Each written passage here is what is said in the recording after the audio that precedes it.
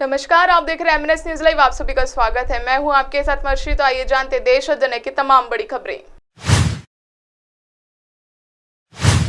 Israel का रात भरे में हमास के 200 ठिकानों पर हमला। जंग में अब तक 2100 मौतें। पुतिन बोले ये अमेरिकी पॉलिसी नाकामी। दरअसल इजराइल हमास जंग का आज 5वां दिन है। रात भरे में इजराइल ने गाजा में हमास के 200 ठिकानों पर हमले किए।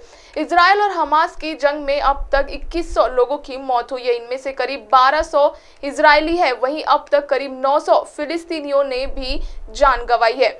दूसरी तरफ रूसी राष्ट्रपति व्लादिमीर पुतिन ने पहली बार जंग को लेकर बयान दिया। उन्होंने कहा यह युद्ध अमेरिकी विदेश नीति की विफलता है। अमेरिका फिलिस्तीनियों के हित को नजरअंदाज कर रहा है। इस बीच अमेरिकी राष्ट्रपति जो बाइडेन और उपराष्ट्रपति कमला हैरिस ने इजरायल के प्रधानमंत्री बेंजामिन नेतन्याहू के युद्ध के हालात की जानकारी ली। बाइडेन ने मंगलवार देर रात व्हाइट हाउस से अपने संबोधन में कहा कि अमेरिका इजराइल के साथ है। इजराइल में 1000 लोगों की अमानवीय तरह से हत्या की गई है।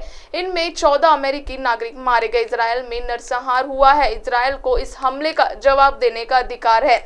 इसके साथ ही उन्होंने इजराइल के लिए मदद को दोगुना करने की घोषणा की। बाइडेन ने कहा यहाँ आतंकवाद है, लेकिन दुख की बात है कि यहूदी लोगों के लिए यह कोई बात नहीं है। वहीं अमेरिकी विदेश मंत्रालय ने बताया कि इजराइल के साथ एकजुटता दिखाने के लिए विदेश मंत्री एंटनी ब्लिंकन आज को इजराइल रवाना होंगे। उनके गुरुवार को इजराइल पहुंचने की उम्मीद है।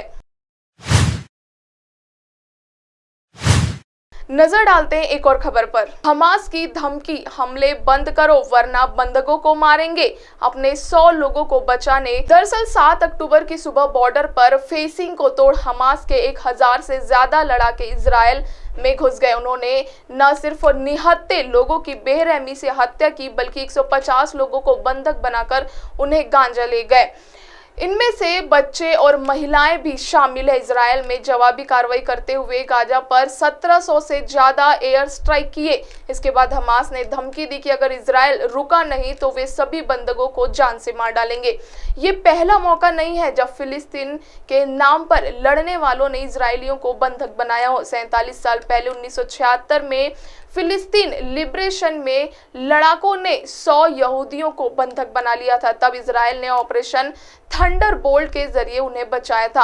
अपने मुल्क के 100 से ज्यादा यहूदियों को बचाने के दौरान बेंजामिन नेतन्याहू के भाई योनाथन नेतन्याहू की मौत हो गई। दूसरे देश में इस सफल ऑपरेशन के बाद मोसाद और इजरायली फौज की जमकर तारीफ हुई थी। पूरे ऑपरेशन में सिर्फ एक सैनिकों को अपनी जान गंवानी पड़ी।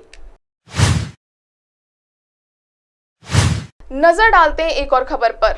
फेक अकाउंट से चली अमर्त्य सेन के निधन की खबर। इटली के जर्नलिस्ट ने यह अकाउंट बनाया। कई सेलिब्रिटी के नाम से फैला चुका अफवाह। दरअसल मीडिया में मंगलवार को भारतीय अर्थशास्त्री और Nobel prize winner Amartya Sen के निधन की गलत खबर चल गई। यह खबर हाल ही में नोबेल प्राइज जीतने वाली अमेरिकी प्रोफेसर क्लाउडिया गोल्डिन के नाम के बनाए गए एक्स अकाउंट पर चली। इस अकाउंट को शाम 4:44 पर ट्वीट किया गया। मेरे सबसे प्रिय प्रोफेसर अमर्त्य सेन का निधन हो गया है। Nobel prize winner Claudia Goldin नाम के जिस अकाउंट से अमर्त्य सेन के निधन का पोस्ट हुआ वह फेक था। इसे इटली के जर्नलिस्ट टोमासो डेबेनेडिटी के नाम बनाया गया था। क्लाउडिया के नाम से अकाउंट बनाने का खुलासा खुद टोमासो डेबेनेडिटी ने किया है। बाद में यह अकाउंट डिलीट भी कर दिया। वॉशिंगटन पोस्ट की रिपोर्ट के मुताबिक यह पहली बार नहीं है जब इस इटालियन जर्नलिस्ट ने किसी नामी हस्ती का फेक अकाउंट बनाया हो।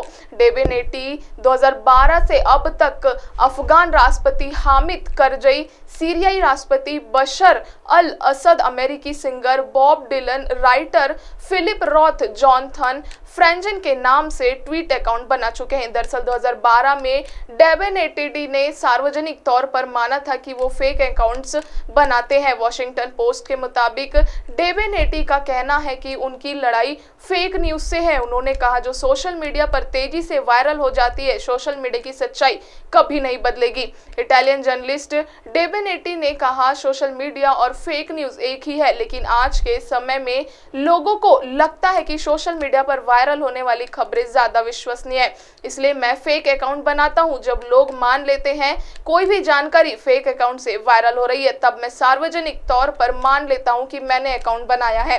फेक न्यूज के खिलाफ मैं अपनी लड़ाई को सफल मानता हूं, क्योंकि कुछ लोग हैं जो बंद आंखों से खबरों पर विश्वास नहीं करते।